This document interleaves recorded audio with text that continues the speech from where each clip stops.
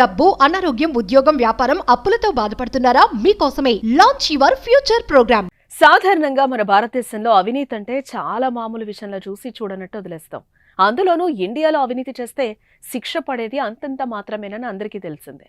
మరి ఇదే సిస్టమ్ అమెరికాలో కూడా వర్తిస్తుంది అనుకున్నారో, లేక అవినీతి చేయడం తన జన్మ హక్కుగా భావించారో ఏమో, ఏకంగా అగ్రరాజ్యం అమెరికాలోనే భారీ స్కామ్ చేశారు. ఈ స్కామ్ ఇద్దరు భారతీయులు కలిసి చేయడంతో ఒక్కసారిగా అమెరికన్లు షాక్ కి గురయ్యారు. అసలు ఎవరి అవినీతికి పాల్పడింది, ఏ రంగంలో అవినీతి చేశారు, దీనికి ఎవరెవరు సహకరించారు, వారిని అమెరికా న్యాయస్థానం ఎలా శిక్షించిందో తెలుసుకుందాం.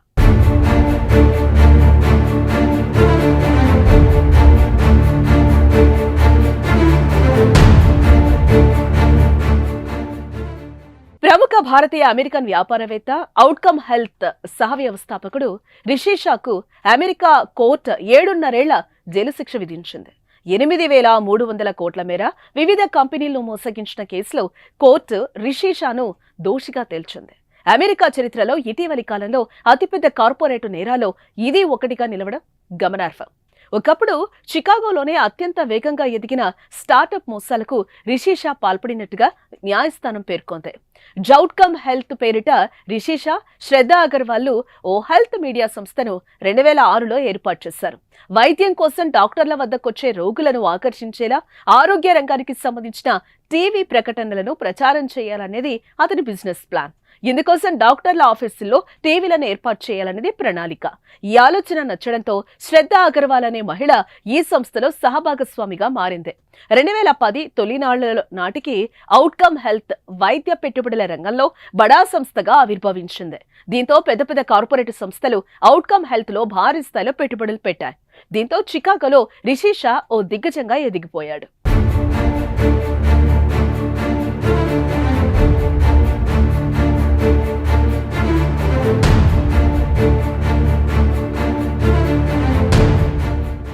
ఈ కంపెనీ డాక్టర్ల వద్ద స్క్రీన్లు, టాబ్లెట్లను ఏర్పాటు చేసి వాటిలో పేషెంట్లను టార్గెట్ గా చేసుకుని వివిధ కంపెనీల మెడికల్ అడ్వర్టైజింగ్ ప్రకటనలు ప్రసారం చేసేది.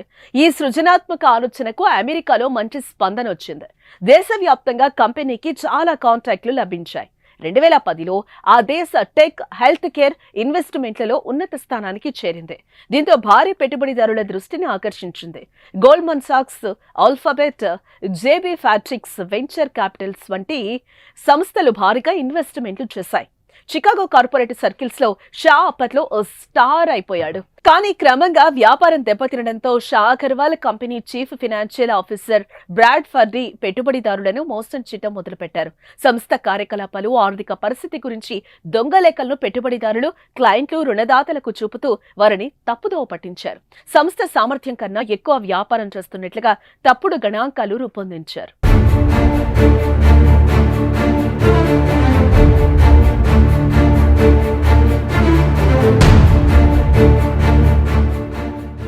అందుకు అనుగుణంగా వ్యాపారాన్ని విస్తరించాల్సి ఉందంటూ ఫార్మా దిగ్గజ సంస్థ నోవో నోర్డిస్క్ ఏఎస్ తో పాటు ఇతర సంస్థల నుంచి భారీగా పెట్టుబడులు సమీకరించారు.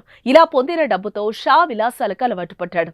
ప్రైవేట్ జెట్ విమానాలు, పడవల్లో విదేశీ టూర్లకు వెళ్లటం, $10 లక్షలతో ఇల్లు కొనుక్కోవడం వంటివి చేశాడు. ఈ తప్పుడు లెక్కల ఆధారంగా 2016లో అతని నికర ఆస్తుల విలువ $4 బిలియన్ చేరుకుంది. అయితే కంపెనీ డెలివరీ చేయగలిగే స్థాయి కంటే ఎక్కువగా వాణిజ్య ప్రకటనల ఇన్వెంటరీ విక్రయిస్తున్నట్లుగా తేలింది. ఫార్మా జెయింట్ నోవో నార్డిస్క్ మరికొన్ని కంపెనీలు ఈ అంశాన్ని గుర్తించాయి. మరోవైపు షా విలాసవంతమైన జీవనశైలి ఇన్వెస్టర్లలో అనుమానాలను పెంచింది. అతడు $10 మిలియన్ వెచ్చించి ఇల్లు కొనుగోలు చేశాడు. కానీ 2017లో షా మోసాలను మీడియా బయటపెట్టడంతో అతని పతనం ప్రారంభమైంది.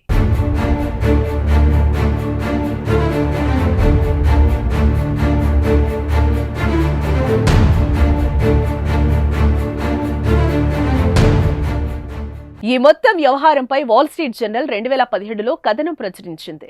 దీంతో గోల్డ్మన్ సాక్స్, ఆల్ఫాబెట్ లాంటి బడా కార్పొరేట్ సంస్థలు షా అగర్వాల్ పై కోర్టులో కేసులు వేశాయి. $487.5 మిలియన్ ఫండ్ రైజింగ్ ద్వారా వారిద్దరూ $225 మిలియన్ డివిడెండ్ పొందారని, కానీ సంస్థ మాత్రం తీవ్ర నష్టాలు మూటగట్టుకుందని పేర్కొన్నాయి. దీనిపై సుదీర్ఘ విచారణ అనంతరం మనీ లాండరింగ్ సహా మరికొన్ని అభియోగాల కింద షాను 2023 ఏప్రిల్లో కోర్టు దోషిగా దోషిగా తేల్చింది. షాకు 15 ఏళ్ల జైలు శిక్ష, అగర్వాల్, ఫర్డీలకు చెరో 10 ఏళ్లు శిక్ష విధించారని పిటిషనర్లు కోర్టును కోరారు. కానీ కోర్టు మాత్రం అగర్వాల్ కు 3 ఏళ్లు, ఫర్డీకి 2 ఏళ్లు జైలు శిక్ష విధించింది. తాజాగా షాకు 7.5 ఏళ్ల శిక్ష విధిస్తూ తీర్పు చెప్పింది. కోర్టులో తన నేరాన్ని అంగీకరించిన షా అందుకు తాను పశ్చాత్తాపపడుతున్నట్లుగా చెప్పాడు. తప్పుడు పద్ధతులతో పెట్టుబడిదారులను మోసగించినట్లు సిగ్గుపడుతున్నానని పేర్కొన్నాడు. సాధారణంగా మన భారతదేశంలో అవినీతి అంటే చాలా మామూలు విషయంలో చూసి చూడనట్టు వదిలేస్తాం. అందులోనూ ఇండియాలో అవినీతి చేస్తే శిక్ష పడేది అంతంత మాత్రమేనని అందరికీ తెలిసిందే. మరి ఇదే సిస్టమ్ అమెరికాలో కూడా వర్తిస్తుంది అనుకున్నారో, లేక అవినీతి చేయడం తన జన్మ హక్కుగా భావించారో ఏమో. ఏకంగా అగ్రరాజ్యం అమెరికాలోనే భారీ స్కామ్ చేశారు. ఈ స్కామ్ 2 భారతీయులు కలిసి చేయడంతో ఒక్కసారిగా అమెరికన్లు షాక్ కి గురయ్యారు. అసలు ఎవరి అవినీతికి పాల్పడింది, ఏ రంగంలో అవినీతి చేశారు, దీనికి ఎవరెవరు సహకరించారు, వారిని అమెరికా న్యాయస్థానం ఎలా శిక్షించిందో తెలుసుకుందాం.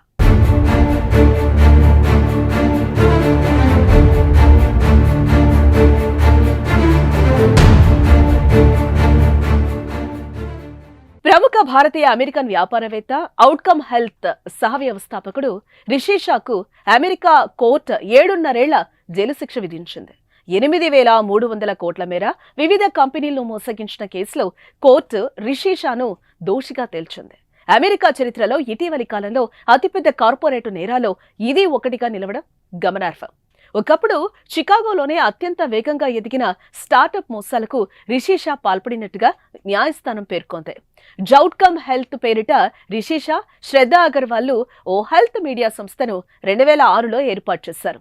వైద్యం కోసం డాక్టర్ల వద్దకొచ్చే రోగులను ఆకర్షించేలా ఆరోగ్య రంగానికి సంబంధించిన టీవీ ప్రకటనలను ప్రచారం చేయాలనేది అతని బిజినెస్ ప్లాన్. ఇందుకోసం డాక్టర్ల ఆఫీసుల్లో టీవీలను ఏర్పాటు చేయాలనేది ప్రణాళిక. ఈ ఆలోచన నచ్చడంతో శ్రద్ధా అగర్వాల్ అనే మహిళ ఈ సంస్థలో సహభాగస్వామిగా మారింది. 2010 తొలినాళ్ల నాటికి అవుట్కమ్ హెల్త్ వైద్య పెట్టుబడుల రంగంలో బడా సంస్థగా ఆవిర్భవించింది. దీంతో పెద్ద పెద్ద కార్పొరేట్ సంస్థలు అవుట్కమ్ హెల్త్ లో భారీ స్థాయిలో పెట్టుబడులు పెట్టాయి. దీంతో చికాగోలో రిషి షా ఓ దిగ్గజంగా ఎదిగిపోయాడు.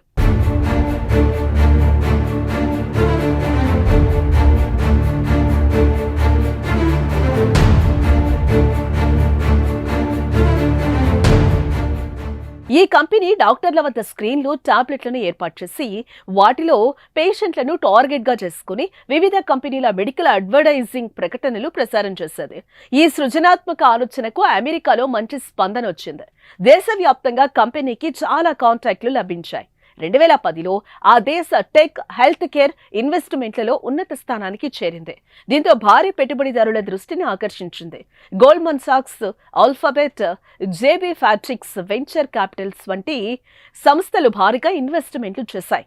చికాగో కార్పొరేట్ సర్కిల్స్ లో షా అప్పట్లో ఓ స్టార్ అయిపోయాడు. కానీ క్రమంగా వ్యాపారం దెబ్బతినడంతో Shah Agarwal company chief financial officer Brad Fardy పెట్టుబడిదారులను మోసం చేయడం మొదలుపెట్టారు.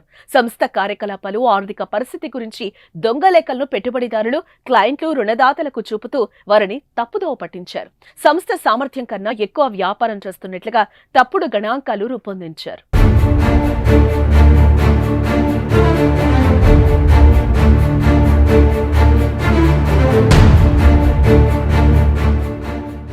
అందుకు అనుగుణంగా వ్యాపారాన్ని విస్తరించాల్సి ఉందంటూ ఫార్మా దిగ్గజ సంస్థ నోవో నోర్డిస్క్ ఏఎస్తో పాటు ఇతర సంస్థల నుంచి భారీగా పెట్టుబడులు సమీకరించారు. ఇలా పొందిన డబ్బుతో షా విలాసాలకు అలవాటు పడ్డాడు.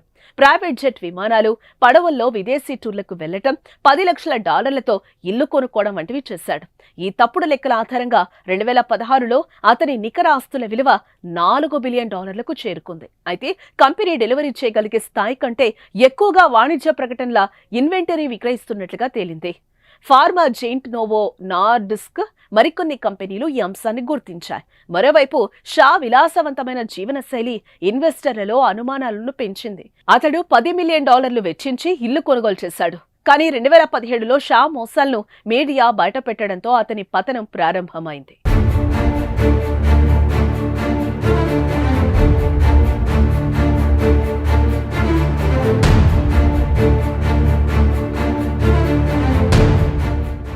ఈ మొత్తం వ్యవహారంపై వాల్ స్ట్రీట్ జర్నల్ 2017లో కథనం ప్రచురించింది.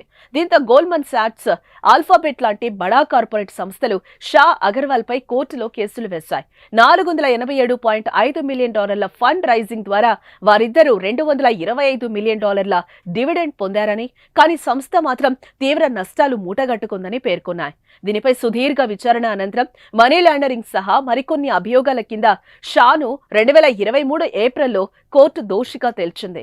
షాకు 15 ఏళ్ల జైలు శిక్ష, అగర్వాల్ పద్యేలకు చెరో 10 ఏళ్లు శిక్ష విధించారని పిటిషనర్లు కోర్టును కోరారు.